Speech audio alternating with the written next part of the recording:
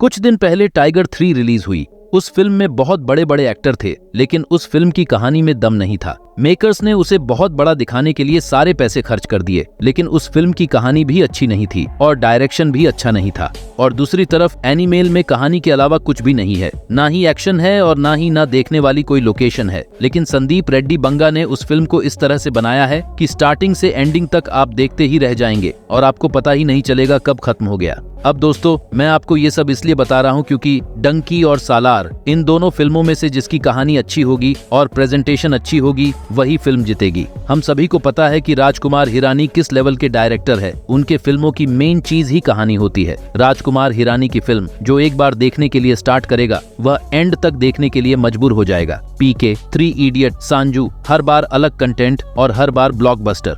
और इस तरफ प्रशांत नील भी बहुत बड़े डायरेक्टर है, लेकिन फिर भी मैं सालार की ट्रेलर का इंतजार कर रहा था, क्योंकि प्रशांत नील ने पहले ही बोल दिया था कि सालार और केजीएफ का कोई कनेक्शन नहीं है। इसीलिए मैं देखना चाहता था कि सालार की कहानी कैसी है और कहानी में दम है या नहीं। केजीएफ की कहानी बिल्कुल अलग था और बहुत यूनिक था, लेकिन सालार की कहानी में दम नहीं है। मुझे पता है प्रशांत नील भी बहुत बड़े डायरेक्टर है, लेकिन सालार में उनका प्रेजेंटेशन कैसी है, अब वही इस फिल्म को बचा सकते हैं।